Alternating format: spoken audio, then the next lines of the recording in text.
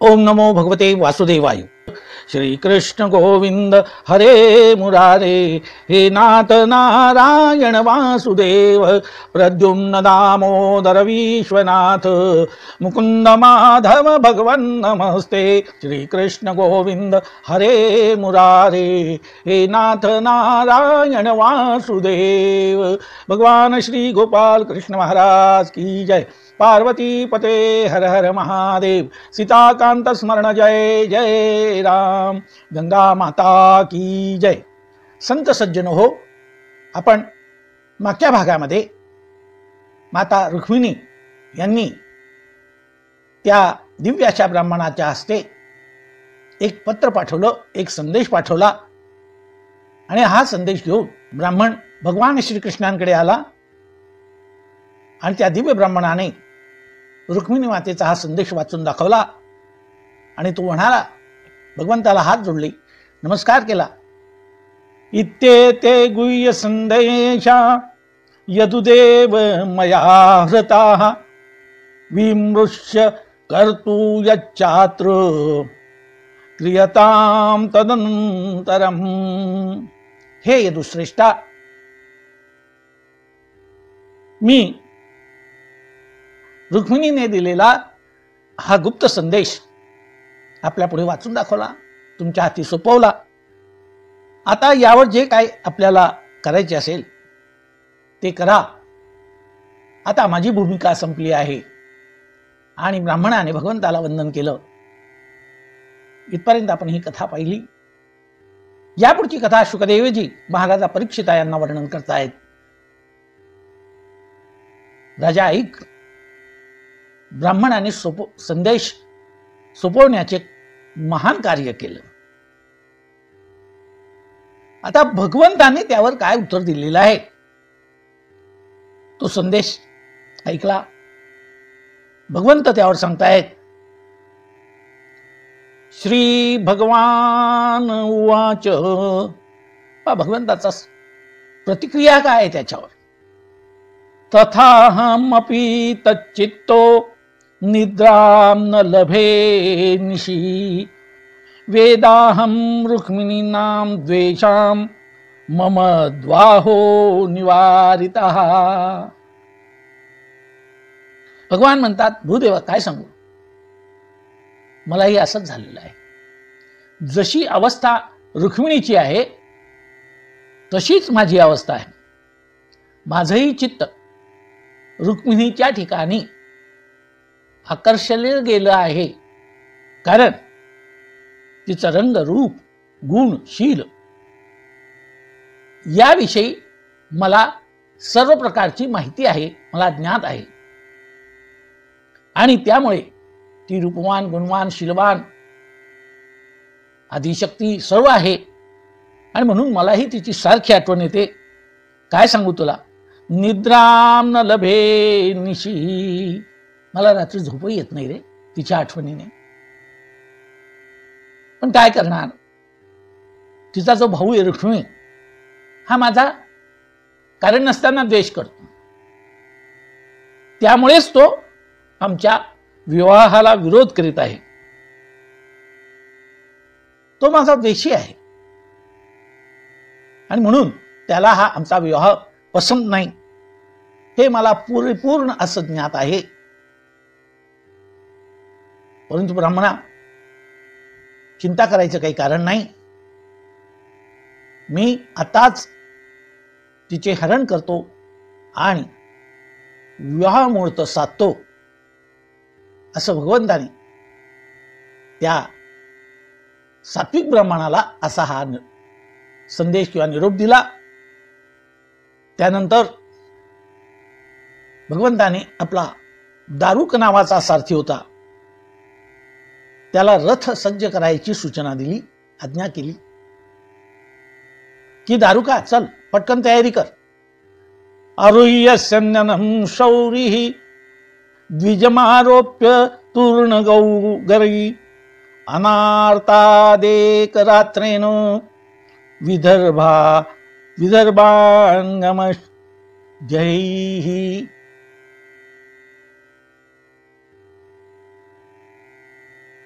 आता आपण रथ सज्ज कर आणि आपल्याला आता एका रात्रीत तिथून पोहोचायचं आहे. रथ सज्ज झाला. भगवान श्रीकृष्णांनी रथामध्ये सर्वप्रथम ब्राह्मणाला चढवलं आहे. कारण भगवान हे ब्राह्मणाचे पूजक आहेत. ब्राह्मण म्हणजे ईश्वराचं स्वरूप, 33 कोटी देवांचं स्वरूप. म्हणूनच त्यांनी पहिल्यांदा अत्यंत आदराने ब्राह्मणाला बसवलं. ब्राह्मण अत्यंत सात्विक होता, अत्यंत सात्विक होता. आणि जेथे दिव्यत्वाची प्रचिती तेथे कर माझे जुळती. इथे दिव्यत्व असेल, भव्यत्व असेल तर मनुष्य आपोआपच नतमस्तक होतो. काही त्याला सांगावं लागत नाही. भगवान नतमस्तक झाले. ब्राह्मणाला सर्वप्रथम चढपलो. द्विजमारोप्य तूर्णगई. आणि त्यानंतर ते स्वतः आरूढ झाले व त्या वेगवान घोड्यांच्या साह्याने एका रात्रीमधून विदर्भ देशामध्ये भगवान येऊन पोहोचले. आता विदर्भाची परिस्थिती, कौंडिन्यपुराची परिस्थिती काय याचा आपण विचार करणार आहोत. इकडे राजा भीष्मकाने रुक्मिणीच्या विवाहाची जोरदार तयारी केली होती. जितकी करता येईल, कारण शेवटी ती राजकन्या, 5 भावांची एकच मुलगी, आणि जिथेच ती साक्षात महालक्ष्मीची धनम धान्यम पशुम सर्व त्या ठिकाणी भरलेलं आहे. नगरी सुशोभित करण्यात आली. अत्यंत सुंदर अशा त्या वस्तूंनी, सजावटीने नगरी अत्यंत सुशोभित केली. पुरम समृष्ट संसिक्त मार्गरथ्या चतुष्पदम चित्रध्वज पताकाभि तोरणै समलंकृतम. नगरी इतकी सुंदर आणि स्वच्छ बनवलेली होती की जणू काही त्या भीष्मक राजाने त्याच्या नगरीमध्ये स्वच्छता अभियान जागवलं होतं. नगरीतले सर्व राजमार्ग चतुष्पथम म्हणजे आताच्या भाषेत बोलायचं म्हटलं की ते चौपदरी रोड होते. हे जे रस्ते होते ते चौपदरी होते. सर्व राजकीय मार्ग चौपदरी, स्वच्छ, चौक सर्व झाडलेले, झाडून झाडून साफ. रस्त्यांवर सुंदर असा सुगंधित सडा, अनेक मंगलद्रव्यांचा तिथे ते शिंपडलेले अबीर, गुलाल, सुगंधी द्रव्य चहूबाजूंनी रस्त्यावर टाकलेले होते. जागोजागी रंगी बेरंगी ध्वज लावण्यात आलेले होते. स्वागताची तयारी किंवा लग्नाची तयारी आहे. सर्वत्र तोरणे बांधलेली आहे. मोठमोठ्या कमानी उभारण्यात आल्या आहेत. पताका लावण्यात आलेले आहेत. प्रत्येक घराच्या समोर पाण्याने भरलेले कुंभ आहेत आणि त्या कुंभांच्या गळ्याभोवती सुंदर अशा मोत्यांच्या आणि सुवर्णांच्या माळा गुंफलेल्या आहेत.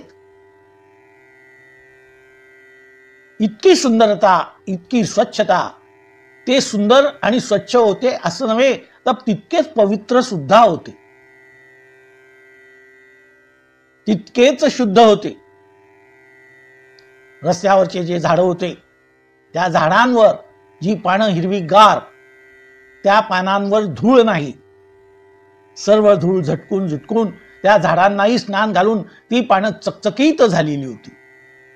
झाडांना सुंदरसे त्या बुंद्यांना रंग दिलेले. एक गेरूचा रंग, वरती पांढरा रंग, अत्यंत सुंदर असे चबुत्रे त्याला बांधलेले होते. त्या चबुत्र्यांवर सुद्धा शोभिवंत अशा फुलांच्या कुंड्या ठेवलेल्या. रस्त्यानेही चौबाजूंनी त्या कुंड्या ठेवलेल्या होत्या. मोठमोठ्या कमानी आहेत, पताका आहेत, तोरणे आहेत, ध्वज लावलेले आहेत. आणि नगरातील लोकांच्या आनंदाच्या बद्दल तर काय विचारावं. एक धावी एकी पुढे, एक वाटी लाडू पेढे, एक धावी एकी पुढे. स्त्रियांचे काय करते? त्या स्त्रिया म्हणजे अक्षरशः स्वर्गलोकीच्या या देवता आहेत की काय. अत्यंत सुंदर असं त्यांचं रूप, त्यांचा रंग, त्यांची वेशभूषा, केशभूषा, प्रत्येक स्त्रीचा कितकीसारखा रंग, स्निग्ध अशी त्यांची कांती, सुंदर अशा रेखीव हातांवर मेंद्या काढलेल्या, कपोल, कर्ण, कंठ, हे सर्व अत्यंत शोभून आणि अलंकाराने ते सजवलेले असं ते त्यांचा देह. साड्याही अत्यंत उंच अशा रेशमी वस्त्रापासून त्या तयार केलेल्या त्या साड्या, आणि त्यांना उत्साहाचं तर उधाणच आलं. प्रत्येकीच्या हातात लाडूची पाटी आहे, पेढ्यांची पाटी आहे. एक धावी एकी पुढे, एक वाटी लाडू आणि पेढे, इतका आनंद. त्यांचं अजून वर्णन केलेलं आहे. त्रगंध माल्याभरणैः विरोजो अंबरभूषितैः जुष्टं स्त्री पुरुषैः श्रीमद्गृहे अगरूधूपितैः. नगरातील सर्वच स्त्री पुरुषांनी सुंदर सुवासिक अशा पुष्पमाला धारण केलेल्या होत्या. पूर्वीच्या काळाचं एक वैशिष्ट्य होतं की पुष्पमाला शिवाय कोणताही तो पुरुष राहत नव्हता. आज फक्त पुष्पमाला काही कार्यक्रम असेल आणि तेवढ्यापुरती ती घातली जाते. एक सेकंदही कोणी ती पुष्पमाला गळ्यामध्ये ठेवत नाही. ते निवडून आलेले लोक सोडले तर बाकीचे जे काही आपण समारंभामध्ये पाहतो, म्हणजे पूर्ण घालूही देत नाही काही काही वेळेस. ती पुष्पमाला आणणारा मनुष्य तितक्यातल्या तितक्यात पूर्णपणे गळ्यात पडायच्या आधीच ती काढून ठेवतो समोर टेबलावर. त्या टेबलाला काय शोभा असते? जसा एखादा सर्प कोणीतरी टाकून द्यावा तितक्या झटक्यात ती पुष्पमाला काढून टाकली जाते. नाही, असं नव्हतं. पूर्वी पुष्पमाला धारण करत होते. तुळशी हार गळा कासे पितांबर, वैजयंतीमाला भगवान धारण करत होते, तुलसीमाला धारण करत होते, कौस्तुभ अलंकार धारण करत होते. कलियुगात माणसं सर्व सहन करू शकतील, गळ्यामध्ये किलो किलो 2-2 किलो सोन्याची हार घालू शकेल, पण दिवसभर 10 रुपयाची फुलाची माळ घालू शकत नाही. कारण फुलाला एक दुसरा शब्द आहे, सुमन. घालणाऱ्याला माहिती आहे की आपलं मन कसं आहे. आपण फक्त तो शब्द वापरतो पण त्याचा अर्थ लक्षात नाही घेत. सुमन, ज्याचं मन अतिशय सुंदर असेल, ज्याचं मन पवित्र असेल, तोच ती पुष्पमाला, सुमनांची माळा घालू शकतो. एरवी लोक ती आपल्या कंठामध्ये घालू शकत नाही. किलोभर सोनं घालतील, ते घालतील, पण पुष्पमाला 10 रुपयाची राहणार नाही. इथं तसं नाही आहे. नगरातील सर्वच स्त्री पुरुषांनी सुंदर सुवासिक पुष्पांच्या माला धारण केल्या होत्या. आता फक्त स्त्रिया आपल्या डोक्यामध्ये वेणीच्या रूपाने वगैरे पुष्प, तेवढा त्यांचा ते पुष्प घालतात, वेणे घालतात, तेवढ्या सोडल्या तर बाकीचं असं काही दिसत नाही. उंच आणि सुगंधित अशी अत्तर लावलेली सुगंधी द्रव्य होती. दागिने, नवीन सुंदर उंची वस्त्रे, त्यांचे पोशाख शिवलेले, आणि असं वाटत होतं ही इंद्राची अमरपुरी आहे असं वाटत होतं. सगळंच वैभव, सगळंच वैभव. एकही कोणी असा दिसणार नाही की अलंकाराविरहित, पुष्पमाला विरहित असा कोणी नाही. सर्वच जण त्या दिव्य अशा पोशाखाने सजून बसलेले होते. कारण तिथे साक्षात महालक्ष्मी होती.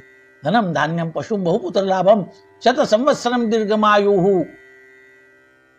तिथे ऋण रोग दारिद्र्य हे काहीच नव्हतं, कारण महालक्ष्मी होती. म्हणून वैभव संपन्न असे महाल, मोठमोठे वैभव संपन्न महाल होते, हवेल्या होत्या, माड्या होत्या, आणि त्या घरातून धुपाचा सुगंध दरवळत होता. सुगंध दरवळता. स्त्रगंध माल्याभरणम. सुंदर सुंदर अशा त्या माळा. विवाहाची पूर्वतयारी म्हणून भीष्मकाने, राजा भीष्मकाने सर्व विधिविधाने असतात विवाहापूर्वीची ती पूर्ण केली. आपल्याकडेही काही प्रमाणात असतात. देव पितर ब्राह्मणांचे पूजन केले जातं, दान धर्म, ग्रहशांती हे सर्व होत असत. लग्नाच्या आधी विशिष्ट प्रकारचं एक संपूर्ण कुटुंबाला एकत्रित करून एकत्र भोजन, ज्याला शुभ ताट असं म्हणतात, ते शुक्रवारी भरलं जातं. शुक्र हा विवाहाच्या बाबतीमध्ये पुढचं त्यांचं वैवाहिक जीवन चांगलं व्हावं यासाठी त्या दिवशी हे वधूवरांच्या जीवनाला एक शुभेच्छा म्हणून शुक्रवारच्या दिवशी, शुक्र हा प्रबळ असला पाहिजे, शुक्र हे तेज आहे, आणि म्हणून त्या दिवशी ते शुभ ताट म्हटलं जातं. त्या दिवशी संपूर्ण कुटुंबीय एकत्र येतात, ते भोजन होतं. काही पितरांच्या नावाने भोजन घातलं जातं, कुलदेवतेची पूजा वगैरे केली जाते, दान धर्म केला जातो, आणि एखाद्या वेळेस काही वेळेस काही ग्रहांचा काही विषय असला, थोडे अनुकूल किंवा काही असले तर त्यांच्या नावाने काही शांत्याही केल्या जातात, त्याला ग्रहशांती म्हणतात. हे सर्व विवाहाच्या आधीचे हे सर्व विषय आहेत. भीष्मकाने हे सगळं केलं, पुण्यवाचन केलं, आणि सर्व प्रकारे एक जो आनंद असतो, सुस्नातां सुदंतीं कन्यां कृतकौस्तुभमंगलम् अहंता शुकयुग्मेन भूषितां भूषणोत्तमैः. आता या माता रुक्मिणीचं वर्णन आहे. माता रुक्मिणीच्या ज्या दंतपंक्ती आहेत, सुदंतीम, कुंदकळ्यांसारख्या दंतपंक्ती त्यांच्या होत्या. अशा कुंदकळ्यासारख्या दंतपंक्ती असलेल्या नववधूला, त्या राजकन्येला मंगल स्नान घालण्यात आलं. लग्न कंकण बांधले, नवीन उंची अशी वस्त्र नेसवली, तिला अत्यंत उत्तमोत्तम अलंकाराने सजवण्यात आलं. कौस्तुभ मंगलम.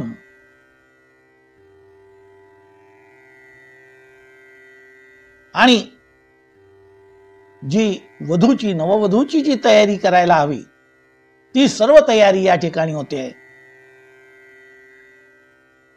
आता हे झालं वधू पक्षाकडे. वर पक्षाकडे, वर पक्षातला जो नवरदेव होता तो कोण होता? चेदी नरेश दमघोष याचा पुत्र शिशुपाल हा नवरदेव होता. शिशुपाल हा नवरदेव म्हणून त्याची तयारी सुरू झाली होती. लग्नाच्या आधीचे जे काही सोपस्कार असतात ते तिथे होऊ लागले. तोही सोन्या चांदीने मळवलेली हत्ती घोड्यांनी सुसज्ज अशी सेना घेऊन या कौंडण्यपूरला आला होता. माता रुक्मिणीचं हे माहेर कौंडण्यपूर या ठिकाणी आलेला होता. आता ह्या जे हत्ती आणि घोडे एवढे सुंदर सजवलेले आहेत, त्यांच्यावर झूल आहे रत्नांच्या मोत्यांच्या, हे जे आहेत हे लग्नाचे आहेत म्हणून त्यांनाही सजवलेलं आहे. ते लग्नाचे आहे, ते लढाईचे असे हे प्राणी नाहीत. तेव्हाही त्या काळात असं वेगवेगळ्या समारंभाचे हे जे हत्ती घोडे वेगळे, लढाईच्या वेळेसचे वेगळे, काही वेळेस निरोप पाठवण्यासाठी ते वेगळे, माल वाहतुकीचे ते सगळे वेगळे, म्हणून त्याला वेगळे वेगळे शब्द पण आहे. काही ठिकाणी वाजी आहे, काही ठिकाणी तुरुंग आहे, काही ठिकाणी नुसतेच असे काही वेगळे शब्द वापरून त्या त्या कामाला ते सर्वांना, आपण जसा घोडा दिसला तर ते सगळे सरसकट, तसं नाही. भगवंताचे श्यामकर्णी घोडे होते. म्हणजे ज्याला असं म्हटलं जात होतं, ते ज्यांचे कर्ण श्यामवर्णी होते, पंचलक्षणी घोडा. आता पंचलक्षणी घोडा म्हणजे खाली जे त्याचे 4 पाय आहे ते पांढरे शुभ्र, आणि कपाळावर एक पांढरा असा चंदनाचा जसा टिळा लावला जातो तसा, त्याला म्हणजे पंचकल्याणी घोडा असं म्हणतात. म्हणजे खालचे 4 आणि कपाळावरचा तो गंधासारखा असलेला टिळा, आणि बाकीचं सर्व शरीर एकाच वर्णाचं, तिथे दुसरे वर्ण नाही. म्हणजे समजा तांबडा केसरी अशा रंगाचा असेल तर संपूर्ण शरीर तसं. तर असे विविध प्रकारचे हे जे घोडे, अश्व ज्याला आपण म्हणतो, ते त्या ठिकाणी सजवलेले होते.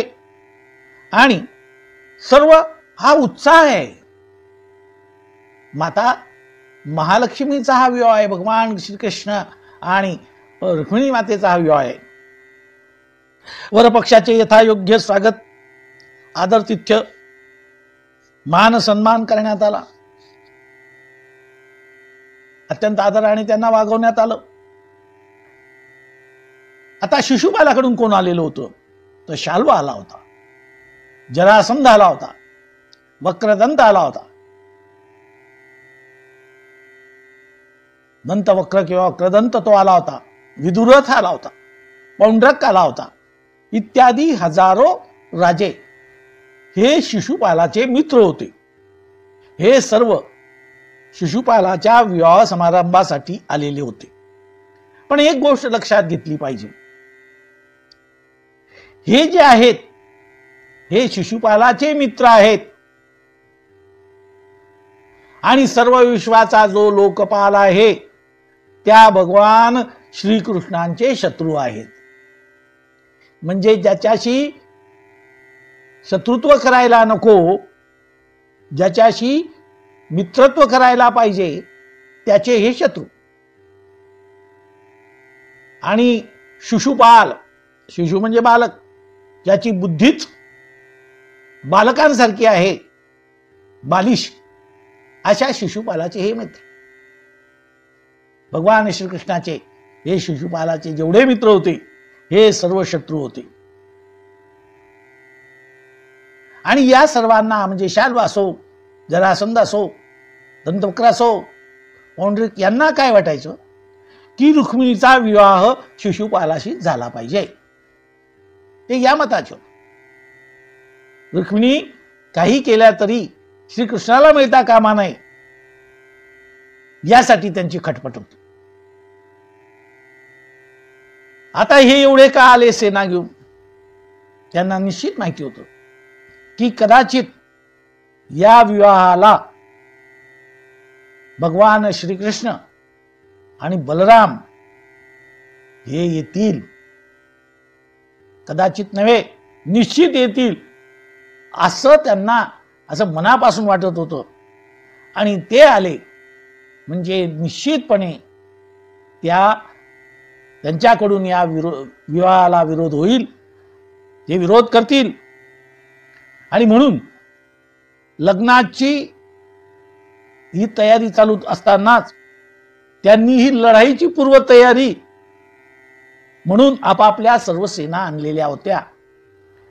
त्यांच्याजवळ सगळ्याचे काही सेना या शोभेच्या किंवा हत्ती घोडे हे शोभेचे नव्हते, तर लढाईतले सर्व ते हत्ती घोडे वगैरे आणलेले होते की हे येतील आणि निश्चितपणे काहीतरी अडथळा आणतील, अशी या शिशुपाल वगैरे या लोकांना ती खात्री होती. हे सगळे रुक्मीचे सगळे मित्र आणि भगवंताचे शत्रू.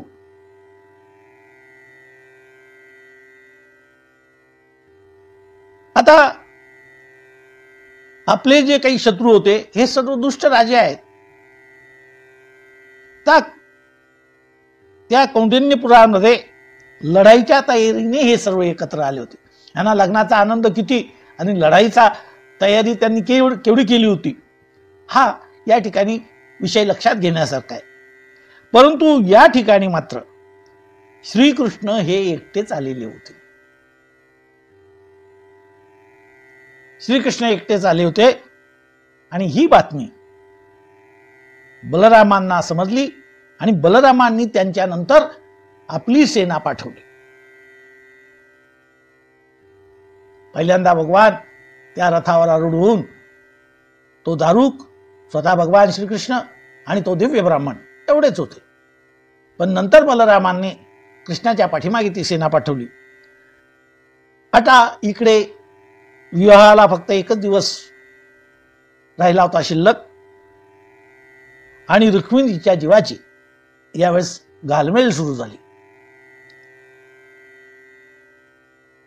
भीष्म कन्यावरारोहा कांक्षती आगमन हरे प्रत्यापत्ती पत्तीम अपश्यन्ति द्विजस्या चिंतयत तदा. आता ही राजा भीष्मकाची कन्या रुक्मिणी भगवंताची आगमनाची वाट पाहू लागली. कारण एकच दिवस शिल्लक होता. केव्हा येतील केव्हा येतील. बाहेर थोडंसं घराच्या बाहेर कुठे कावळा ओरडला तर लागली धावून येत होती. कावळ्याचा शुभ शकुन असतो पाहुण्यांच्या बद्दल. केव्हा येतील भगवान, केव्हा येतील भगवान श्रीकृष्ण. काय करावं. आता ब्राह्मणही भगवंताबरोबरच त्या रथात होता त्यामुळे तोही काही आधी येऊ शकला नाही. ती विचार करते ब्राह्मण नाही, स्वतः भगवान नाही, काय करावा. यांना उशीर का झाला असेल. अजून कसे येईना परधान्य राजा किरकिरती रात किडे झाल्या तिने सांजा. अजून कसे येईना परधान्य राजा किरकिरती रात किडे झाल्या तिने सांजा. संध्याकाळ होण्यात आली. रुक्मिणीला चिंता वाटू लागली आणि रुक्मिणी स्वतःच्याच दैवाला किंवा स्वतःलाच आपल्या मनातल्या मनात कोसू लागली, दोष देऊ लागली. ती विचार करते आपी मयी अवनद्यात्मा दृष्टा किंचित जुगुप्सितम मत्वाणि ग्रहणेनूनम नायातीहि कृतोद्यमः. रुक्मिणी विचार करते भगवान श्रीकृष्ण अतिशय विशुद्ध आहे. पूर्णपणे तिची खात्री आहे भगवान हा अद्वितीय आहे, एकमेव अद्वितीय आहे, एकटाच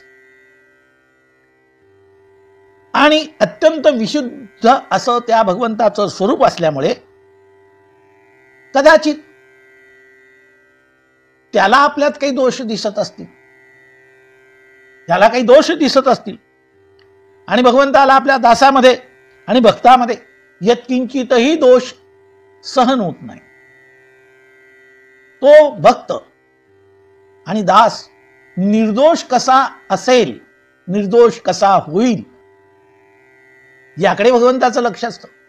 सुवर्णामध्ये काही हिंकस पदार्थ असला तर त्याला शुद्ध सोनं कोणी म्हणत नाही. मग त्याला तापून वगैरे वगैरे त्याच्यावर प्रक्रिया करून ते शुद्ध केलं जातं आणि असं शुद्ध पाहिल्यानंतर कोणालाही आनंद होतो, कोणालाही ते हवं हवंसं वाटतं.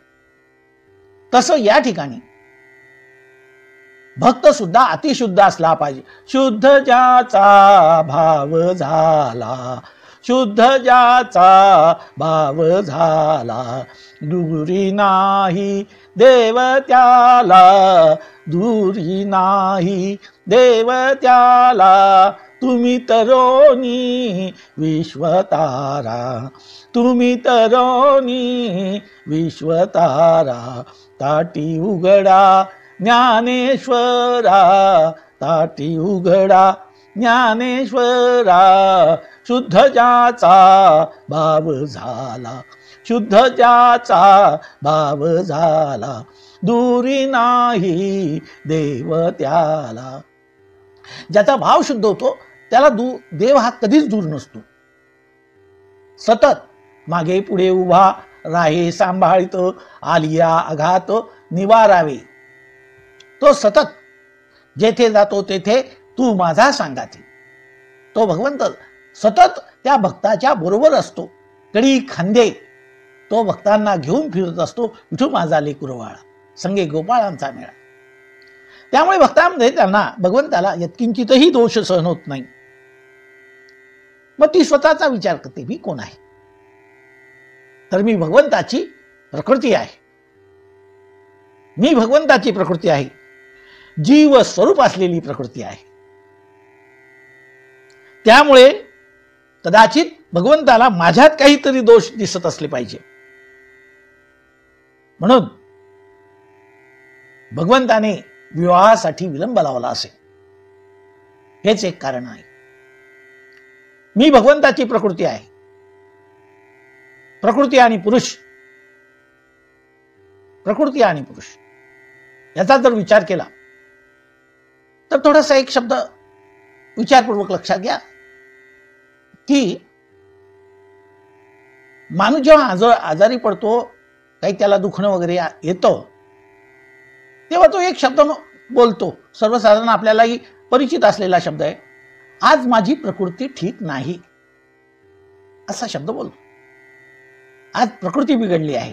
फोनवरूनही विचारता, काय प्रकृती वगैरे काय म्हणते, कसं काय तब्येत प्रकृती. हे स्त्री सुद्धा आजारी पडली तर ती म्हणते आज माझी प्रकृती बरोबर नाही. पुरुषही म्हणतो काय आज माझी प्रकृती बरोबर नाही. असं कोणी म्हणतो का आज माझा पुरुष बरोबर नाही? कारण पुरुष आणि प्रकृती ही जोडी आहे. पुरुष त्याचं अस्तित्व आहे, पण बिघडते प्रकृती, पुरुष नाही. स्त्री पण अशी म्हणत नाही की माझा आज पुरुष बिघडला आहे, माझी प्रकृती बिघडली आहे, माझी प्रकृती बिघडली आहे. स्त्री म्हणते, पुरुषही म्हणतो. पुरुष बिघडला आहे असं कोणीही म्हणत नाही. आणि रुक्मिणी माता असाच विचार करते आहे, माझ्यातच काहीतरी दोष असते. आपण औषध उपचार प्रकृतीसाठी करतो, पुरुषासाठी करत नाही. कारण नित्य आहे, शुद्ध आहे, दिगंबर आहे, तो नित्य शुद्ध आहे. तो कधी आजारी पडत नाही. तो चैतन्य स्वरूपात आहे. दुर्भगाया नमे धाता नानुकूलो महेश्वरा, देवीच्या विमुखा गौरी रुद्राणी गिरिजा सती. ती स्वतःला दोष देते. दुर्भागाया, दुर्भगाया माझं, ती स्वतःच्या दुर्भाग्याला दोष देते आहे, स्वतःला दोष देते आहे. मीच खरोखर अभागिनी आहे, माझंच दुर्भाग्य. म्हणून विधाता आणि भगवान शिव शंकर हे सुद्धा मला अनुकूल नाही आहे. नमे धाता नानुकूलो महेश्वरा, भगवान शिव आणि ब्रह्मदेव हे सुद्धा मला अनुकूल नाही. दुसरी गोष्ट अशी की आमची जी कुलदेवता आहे ती म्हणजे रुद्रपत्नी रुद्राणी माता गिरिजा, माता पार्वती, ही सुद्धा मला अनुकूल आहे असं मला वाटत नाही. ती स्वतःलाच कोसते आहे, स्वतःच्या जीवाला. परंतु ही तिची खऱ्या अर्थाने जर विचार केला तर अंतरंगातली शुद्ध भक्ती आहे. तिच्या या विचारातून रुक्मिणीची भक्ती आपल्याला दिसून येते. रुक्मिणीची भक्ती दिसून येते आहे. वर करणे जरी ती आपल्याला स्वतःला दोष देताना दिसत असली तरी ही भक्ती आहे. आणि काय असा रुक्मिणीचा मनातल्या मनात विचार चाललेला आहे. एवं वद्वा प्रतीक्षन्ता गोविंदा गमनं नृप वाम उरुर्भुजो नेत्रस्फुरणं प्रियभाषिणः. एवं वद्वा प्रतीक्षन्त्या गोविंदागमनं नृप. आणि याच वेळेस असे काही शारीरिक संकेत रुक्मिणीला होऊ लागले की आपण त्याचा विचार करू शकतो. तिची शरीराची डावी बाजू ही स्फुरण पाहू लागली. स्त्रियांची डावी बाजू, पुरुषांची उजवी बाजू. शरीराची डावी बाजू अचानक स्फुरण पाहू लागली. आणि ही सर्व शुभ शकुनाची ही चिन्ह आहेत. ही सर्व शुभ शकुनाची चिन्ह आहे. आणि त्याच वेळेस म्हणजे तिचे नेत्र, तिचा बाहू, सर्वच असं डावं अंग ते स्फुरण पाहू लागलं. आणि त्याच वेळेस अचानक त्या दिव्य ब्राह्मणाचे शुभागमन झालं. शुभागमन झालं. ब्राह्मणाचा चेहरा अत्यंत प्रफुल्लित होता, प्रसन्न होता. आणि तो चेहरा पाहिल्यावर निश्चितपणे रुक्मिणीने अंदाज बांधला, झालं काम झालं. चेहरा हा एक माणसाचा आरसा असतो. ब्राह्मणाचा तो प्रफुल्लित चेहरा पाहिला आणि तिला अत्यंत आनंद झाला. आपण आपल्या व्यवहारामध्ये ही आपल्याला निश्चितपणे अनुभव आहेत.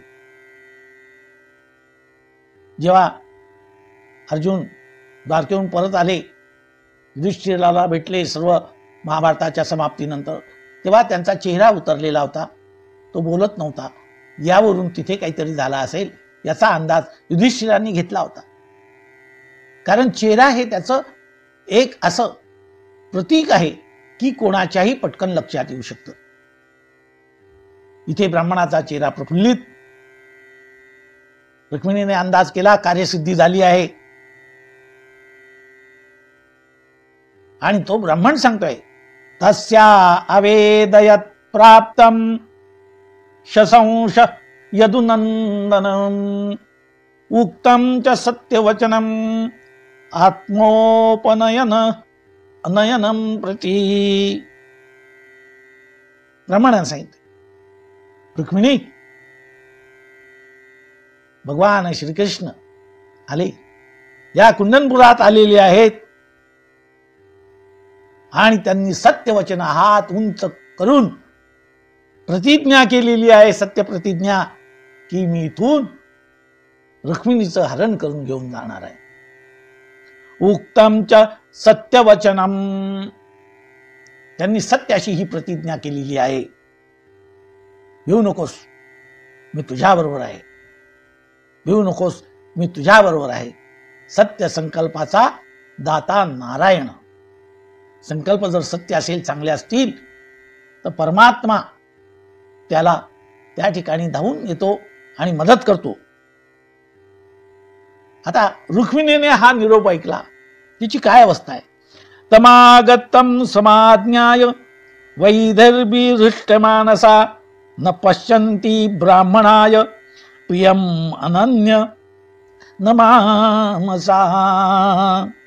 ब्राह्मणाने निरोप दिला, आले आहेत, भगवान आला. गरुडावरी बसून आला माझा कैवारी. विठोबाचे राज्य आम्हा नित्य दीपवाळी. विष्णुदास नामा जीवे भावे ओवाळी. येई ग विठाई माझे माय माऊली ये, माय माऊली ये. निढळावरी ठेवणी हात वाट मी पाहे. निढळावर कपाळावर हात ठेवती वाट पाहत होती. आणि ब्राह्मणाने निरोप आणला. निरोप ऐकताच रुक्मिणीचे हृदय आनंदाने भरून आले. आपण भक्त आणि ईश्वर यांच्यामध्ये आगमनाच्या प्रसंगी असलेल्या भावावस्थेचं वर्णन ऐकतो आहोत. भक्ताची भावावस्था कशी, आनंदाने डोळ्यातून अश्रू येऊ लागले. ब्राह्मणाने ही आनंदाची बातमी मनासारखी हृदयातली आज अनंत जन्मीचे आज फिटले माझे कोडे बहुता जन्माचे साकडे हे कोंडाटले पुढे परब्रह्म सावळे गा. तो परब्रह्म पांडुरंग येणार ज्याची मी वाट पाहे, उभी मी राहे वाट मी पाहे, केव्हा भेटेल मम कान्हू. तो भगवान कान्हा आता इथे येतोय. ब्राह्मण जवळ उभा आहे. लक्ष्मणीच्या मुखावरचा आनंद पाहिल्यानंतर ब्राह्मणाला किती आनंद झाला असेल ते आपण कल्पनेने सुद्धा तो विषय आवाक्यात आणू शकत नाही. रुक्मिणीला किती आनंद असेल. ब्राह्मणा हे भूदे बंदऊ प्रथम मही सुरचरणा. उतराई म्हणून काय देऊ ब्राह्मणा. आज ही महालक्ष्मी, त्या दिव्य ब्राह्मणाने महालक्ष्मीचं काम केल्यानंतर महालक्ष्मीची विद्महे विष्णू पत्नीचे धीमहि तन्नो लक्ष्मी प्रचोदयात. आज तिला सर्व विश्वातल्या गोष्टी या ब्राह्मणाला देऊ तितक्या किमतीच्या वाटल्या नाही. ब्राह्मणा, तो हा जो निरोप आलाय याची तुलना कशाशीच होऊ शकत नाही. याची तुलना कशाशीच होऊ शकत नाही. काय देऊ तुला. जगातली साक्षात अशी ही महालक्ष्मी या ठिकाणी शोधते. कोणत्या भांडारातून कोणती वस्तू याला देऊ. हा प्रिय निरोपाची उतराई म्हणून काही सापडलं नाही, काही सापडलं नाही. लक्षात ठेवा, ब्राह्मण ही एक मोठी शक्ती या पृथ्वीच्या पाठीवर. आत्मशक्ती शुद्ध असणं महत्वाचं आहे. त्याच्यात तो अनुष्ठानित ब्राह्मण असला पाहिजे. अनेक वर्ष अनुष्ठान करणारा, अनुष्ठान करणारा, हा अनुष्ठान करणारा ब्राह्मण आहे. शुद्ध आहे. धर्म प्रोचित कैत ओत्र परमो निर्मत्सरा नाम सताम. अशा धर्माचा पालन करणारा खरा महाभागवत आहे. आणि म्हणूनच लक्ष्मी याच्या पुढे हरली आहे. तिला द्यायला हे वस्तू सापडत नाहीत. काय देऊ. हात जोडले. हे भूदेवा, तुला नमस्काराच्या पलीकडे मी काही देऊ शकत नाही. नमस्कारा पलीकडे मी काही देऊ शकत नाही. बंदऊ प्रथम मही सुरचरणा मोह जनित संशय सबहरणा. मला जो संशय येत होता, येतील की नाही भगवान, येतील की नाही भगवान, तो माझा आता संशय मिटला आहे. ब्राह्मणाने काय काय मागणार तो ब्राह्मण. या रुक्मिणीला विश्वात देण्याजोगी एकही वस्तू दिसली नाही. आणि शेवटी कृतज्ञता म्हणून तिने दोन्ही हात त्या ब्राह्मण देवताला जोडले, नमस्कार केला, वंदन केलं. रामचरितमानस मध्ये सुद्धा एक वर्णन आहे. भगवान शिव आणि पार्वती यांचा विवाह झाला किंवा विवाह प्रसंग आला. भगवंतांनी, भगवान शिव आणि पार्वती यांनी तिथे असलेल्या, उपस्थित असलेल्या ब्राह्मणांना वंदन केलेलं आहे. रामचरितमानस मध्ये वर्णन आहे. त्यांचा आशीर्वाद घेतला आणि मग शिव पार्वती विवाह झालेला आहे. ब्राह्मणाच्या नेत्रातून कृतार्थतेचे, कृतार्थ करण्या जन्म आपुला, नित्य भजा गुरुवरा स्मरा हो, दत्त गुरूंना स्मरा, स्मरा हो, दत्त गुरूंना स्मरा. गुरुपदाला करिता वंदन, संसाराचे तुटती बंधन, सदैव स्मरुनी दत्तपदांना, तापभवाचा हरा स्मरा हो, दत्त गुरूंना स्मरा, स्मरा हो, दत्त गुरूंना स्मरा. नमस्कार केला ब्राह्मणाच्या नेत्रातून. कृतार्थाचे अश्रू ओघळू लागले. काय माझी इच्छा. आतापर्यंत ही महालक्ष्मी भगवान श्री विष्णूंना तिने आतापर्यंत हात जोडून वंदन केलेलं आहे. ही महालक्ष्मी आहे. महालक्ष्मीची विद्महे ती भगवंताशी या चरणात जवळ बसलेली आहे. शांताकारम भुजग शयनम पद्मनाभम सुरेशम विश्वाधारम गगन सदृशम मेघवर्णम शुभांग लक्ष्मीकांतम कमलनयनम. भगवंताच्या चरणाजवळ ती विराजमान आहे. लक्ष्मी सहित शोभे नारायण, लक्ष्मी सहित शोभे नारायण. त्या ब्राह्मणाचं घर कसं असेल.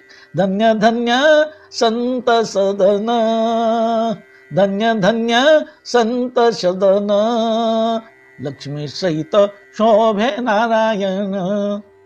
ज्या सुखा कारणे देव वेडावला, वैकुंठ सोडूनी संत सदनी राहिला, वैकुंठ सोडूनी संत सदनी राहिला.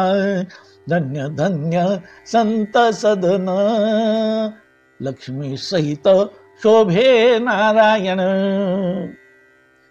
ती महालक्ष्मीने विष्णूला वंदन केल्यानंतर हे दुसरं वंदन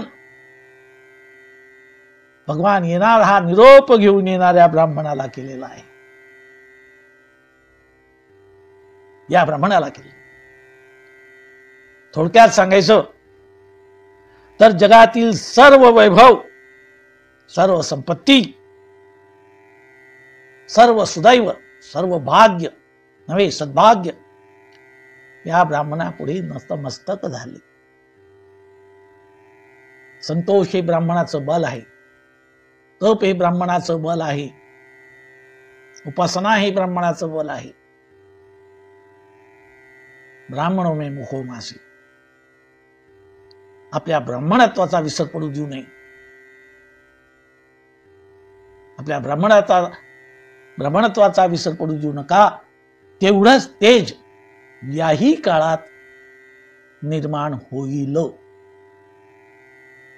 असेल एखादी जुनी तलवार असेल किंवा चाकू काय असेल, गंजून गेला असेल, वेळ आली तर तो कांदे कापालाही उपयोगी पडणार नाही. परंतु त्याला जर धार चढवली तर समोरचे मात्र घाबरल्याशिवाय राहणार नाही. समोरचे मात्र घाबरल्याशिवाय राहणार नाही. तप हीच तुमची धार आहे. तपश्चर्या हीच तुमची धार आहे. वैराग्य ही मूठ आहे त्याची. वैराग्य ही मूठ आहे. वैराग्याची मूठ धरून तपाची धार चढवा. सर ब्रह्मांड तुमच्या पायाजवळ आल्याशिवाय राहणार नाही.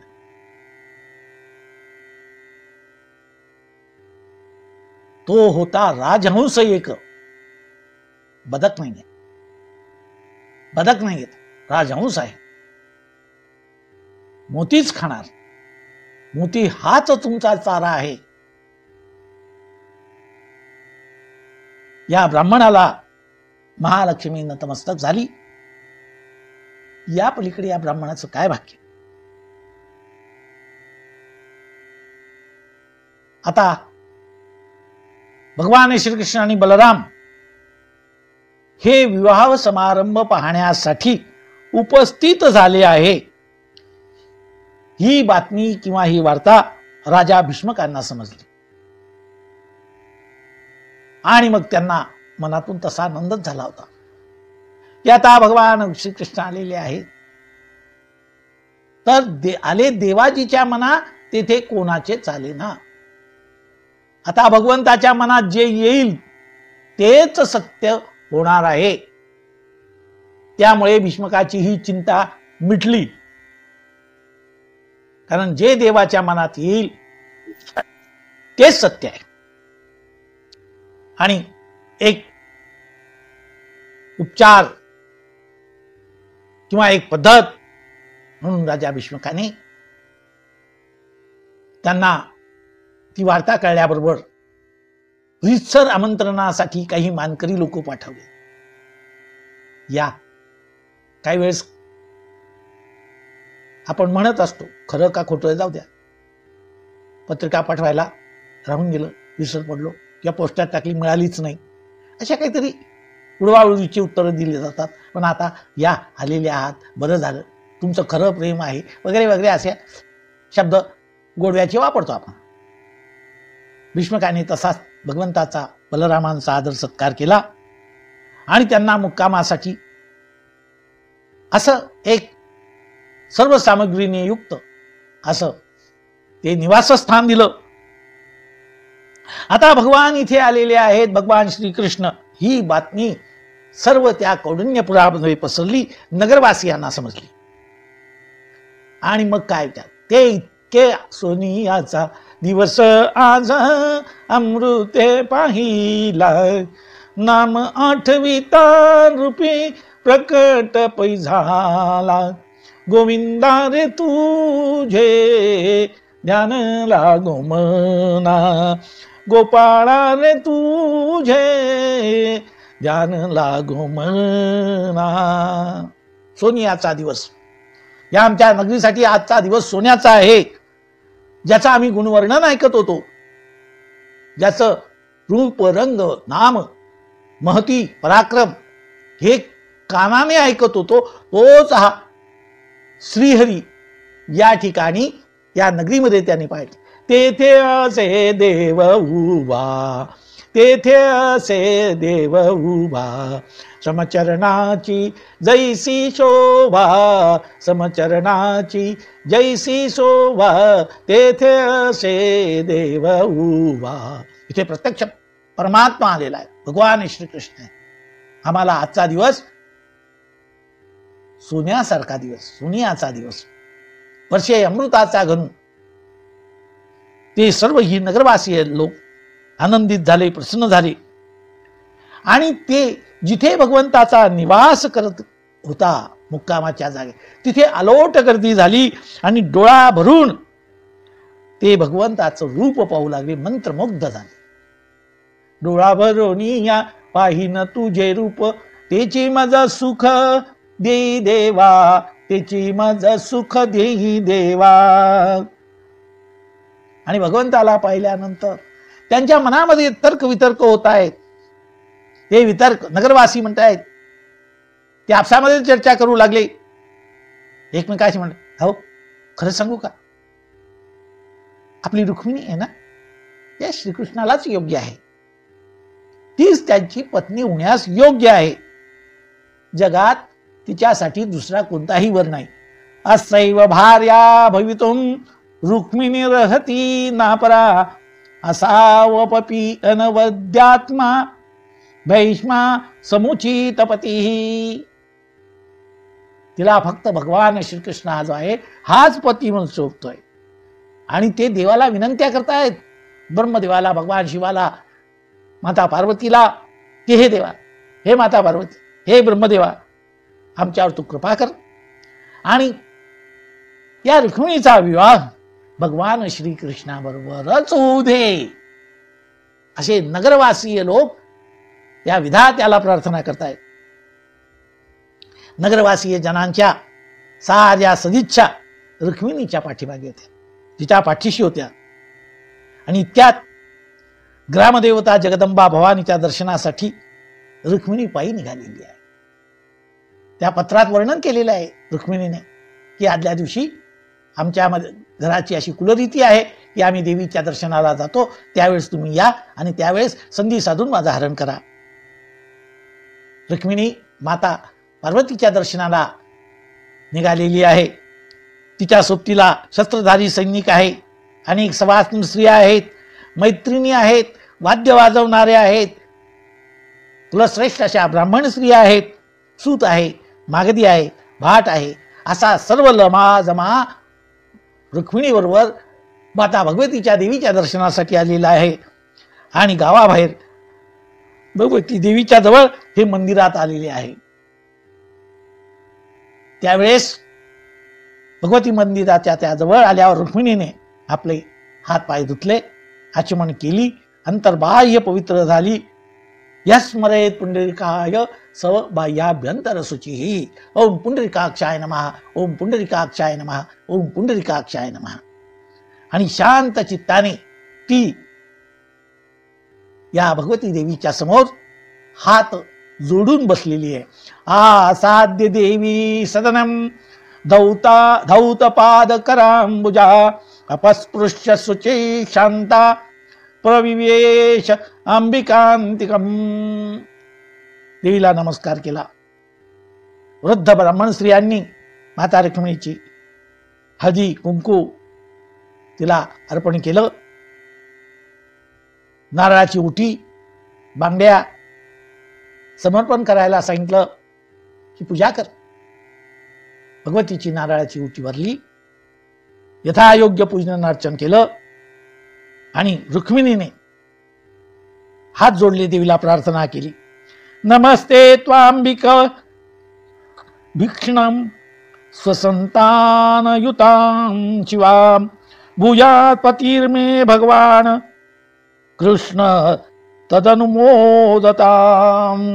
हे जगदंबे भगवानी, तुला आणि तुझे पुत्र गणेश आणि कार्तिक या तिघांना तुझ्या पुत्रासहित तुला मी नमस्कार करते.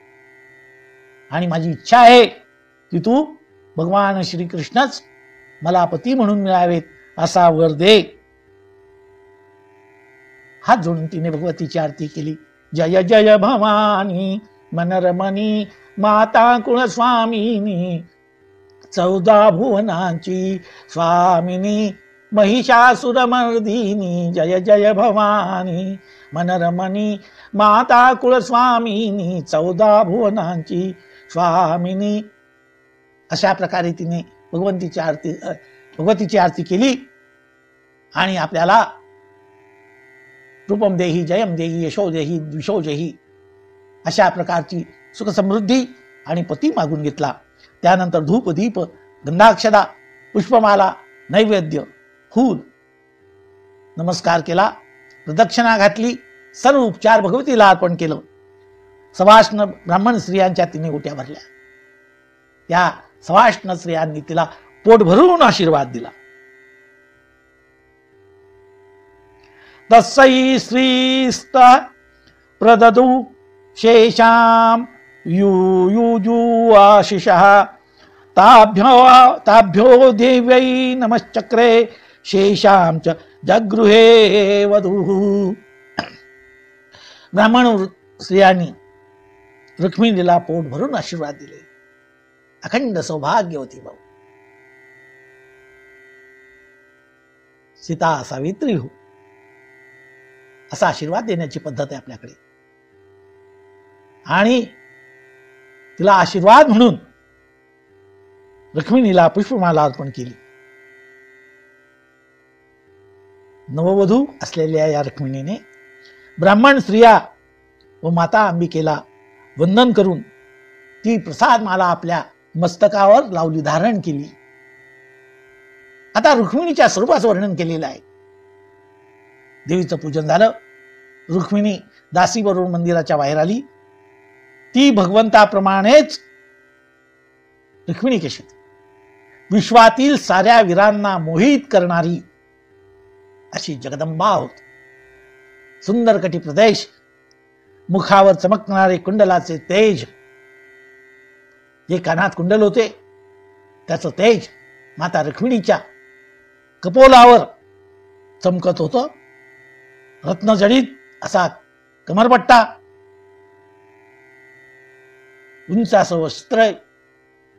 आणि हे सर्व पाहिल्यानंतर तेव्हा त्या मातेचं ते स्वरूप, ओठांवर पवित्र हास्य, कुंदकळ्यासारख्या त्या दंतपंक्ती डाळिंबाच्या दानं चुरडलेलं आहे, असे ते लाल चुटुक ओठ, पायात नुपूर आणि त्या नुपुरांचा मंजूळ असा ध्वनी, चाल तर राजहंसासारखी होती.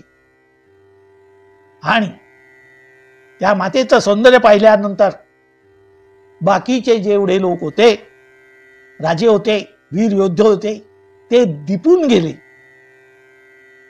आणि ते सौंदर्य पाहिल्यानंतर तो प्रभाव, ती प्रभा, ते तेज, काहींच्या हातातली तर शस्त्रच गळून गेली. ते देहभान विसरले. लक्षातही राहिलं नाही आपण घोड्यावर बसलेलो आहोत का रथावर बसलेलो आहोत. त्या आश्चर्याने असे पाहत पाहत त्या रथावरून खाली कोसळले, जमिनीवर पडले, घोड्यावरून खाली पडले. मातेने भगवतीचं दर्शन घेतलं, आशीर्वाद घेतला आणि रुक्मिणी घरी परत जाण्यासाठी परत फिरलेली आहे. पुढे काही थोडंसं पावलं गेली, तिथे रथ उभेच होते, अनेक रथ होते. इतर राजेही त्यांचेही रथ उभे होते. आणि त्या राजे लोकांच्या याच्यातच भगवान श्रीकृष्णांचा रथही तिथे विराजमान होता. त्या उपस्थित असलेल्या सर्व राजांवर माता रुक्मिणीने एक कुत्सित नजर टाकली. अरे वेळ्यानो, मनात विचार करा मूर्खांनो, महालक्ष्मी फक्त महाविष्णूचीच असते. तिची अभिलाषा करणं किती मूर्खपणा, वेडेपणा, अजून काय ते शब्द वापरायचा असेल ते आपण वापरू शकतो. सर्वांवर तिने कुत्सित नजर टाकली. आपल्या घरी परत जाण्याला ती आता निघालेली आहे. परंतु घराकडे जाणारा जो रथ होता त्याच्यावरती न चढता तिथे जो भगवंताचा रथ उभा होता त्या रथावर चढली आणि भगवंताने तिचा हात धरून रथावर चढवलं. हात धरला, तिला रथात घेतलं आणि काय लागलीच गोंधळ झाला. इतर राजांनी धुमाकूळ घातला, शस्त्रास्त्रांचे मारे सुरू झाले. परंतु हा गरुडध्वज भगवंतानी त्या सर्वांचा पराभव केला. आपल्या गरुडध्वज असलेल्या रथातून सर्वांच्या डोळ्या देखत रुक्मिणीचं हरण केलेलं आहे. ले जाएंगे दिलवाले दुल्हनिया ले जाएंगे, रह जाएंगे सब देखते रह जाएंगे. सर्व पाहत राहिले. भगवान रुक्मिणीचं हरण करून निघाले. रुक्मिणी हरण आपल्या डोळ्या देखत झालेलं पाहिलं आणि जरासंध तरफड चरफडू लागला. जरासंधासहित सर्वच असुर राक्षस स्वतःचा धिक्कार करू लागले. अरे एवढी तयारी, एवढी सर्व काळजी, पण आपल्या समोर रुक्मिणीचं हरण झालेलं आहे. ले जाएंगे दिलवाले दुल्हनिया ले जाएंगे. हे सर्व पाहत बसले आणि आकाशातून पुष्पवृष्टी झाली. सर्वांनी जय जयकार केला. श्रीकृष्ण गोविंद हरे मुरारे, हे नाथ नारायण वासुदेव, प्रद्युम्न दामोदर विश्वनाथ, मुकुंद माधव भगवन नमस्ते. भगवान श्री गोपाल कृष्ण महाराज की जय. पार्वती पते हर हर महादेव. सीताकांत स्मरण जय जय राम. गंगा माता की जय, भारत माता की जय. नमो नारायण नमो नारायण नमो नारायण.